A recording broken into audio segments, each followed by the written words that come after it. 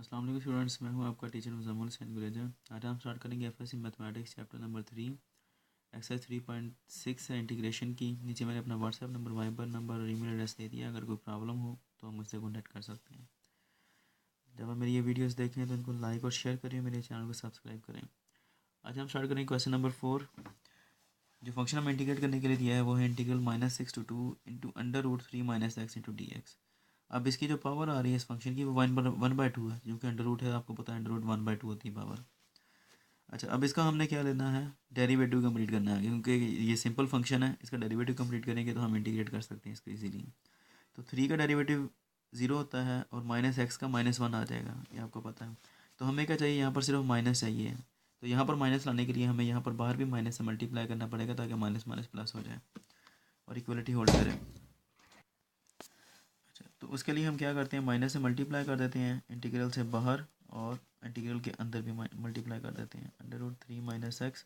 और यहाँ पर भी हम -1 से मल्टीप्लाई कर देंगे, तो ये माइनस माइनस प्लस हो जाएगा। आगे डेरिवेटिव भी कंप्लीट है, एक्स का डेरिवेटिव -1 का -x का -1 है, तो इसलिए हम इसको अब सॉल्व कर सकते हैं।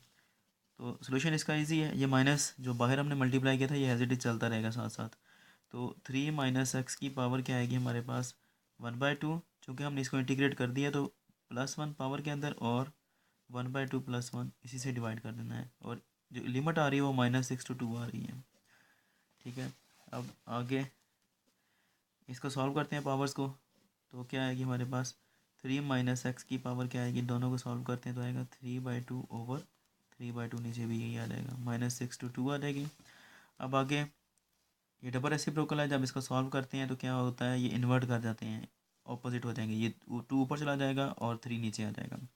तो क्या आएगा हमारे पास, -2/3 आ जाएगा। और इसको हम बाहर ले लेते हैं सिर्फ इसलिए क्योंकि इसके ऊपर जो लिमिट है वो अप्लाई नहीं होती, क्योंकि ये कांस्टेंट टर्म है, हमारे पास कांस्टेंट है ये। इसके ऊपर हम अप्लाई करते हैं लिमिट को। लिमिट वैसे ही अप्लाई होगी, upper limit minus lower limit. तो क्या आएगी हमारे पास, 3 माइनस ये 2 है, एक्स आ रहा था, एक्स के ऊपर हम जब अपर लिमिट अप्लाई करेंगे 2 तो वो आ जाएगी। पावर इसकी है 3/2 माइनस लोअर लिमिट, ये वाला हम बाहर निकाल दिया, अदरवाइज हमने डिवाइड करना था इसे, लेकिन जो कि कांस्टेंट है हमने इसको बाहर निकाल दिया।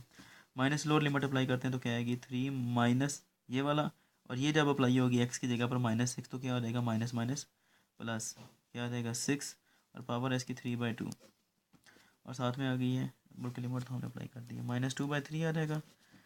इसका क्या आएगा, 1, 3 - 2 1 होते हैं, पावर 3/2 माइनस ये क्या होता है 9, और पावर क्या आ रही है 3/2। अब 1 की पावर जो मर्ज़ी है वो 1 ही रहता है, तो इसलिए हम इसको 1 ही लिख देंगे।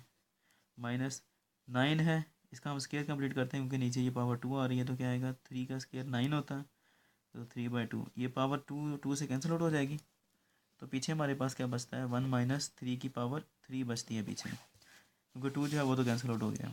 उसके बाद क्या आएगा हमारे पास, -2/3 है, 1 - 9 हो जाएगा। इसको हम मज़ीद लिख सकते हैं -2/3, और ये क्या आएगा, सॉल्व करते हैं इसको तो -8 आ जाएगा। ठीक है, अब इन दोनों को मल्टीप्लाई कर देते हैं, क्योंकि मल्टीप्लाई हो रहे हैं, माइनस माइनस प्लस हो जाएगा, माइनस माइनस प्लस हो जाएगा। तो ये क्या आएगा, 8 को 2 के साथ, ओह सॉरी यहाँ पर मुझसे गलती हुई है, क्योंकि 3 को का क्यूब है यहाँ पर, 3 3s are 9 और 9 3s are 27 आता है यहाँ पर। मैंने इसका स्केल ले लिया, हालांकि आना था क्यूब उसका, तो मैंने स्केल ले लिया इसका गलती से। अब 27 में से 1 को निकालते हैं, पीछे का बचता है 26, तो ये -26 आ जाएगा, माइनस माइनस प्लस हो जाएंगे, और 26 को 2 से मल्टीप्लाई करते हैं तो आंसर आता है 52/3। यही हमारा आंसर है। उम्मीद है कि आपको समझ आ गया होगा। अगर कोई प्रॉब्लम हो तो हम मुझसे कॉन्टैक्ट कर सकते हैं। अब इंशाल्लाह नेक्स्ट वीडियो में आपसे मिलता हूँ। तब तक के लिए अपना ख्याल रखिएगा और मुझे दुआ में याद रखें। अल्लाह हाफिज़।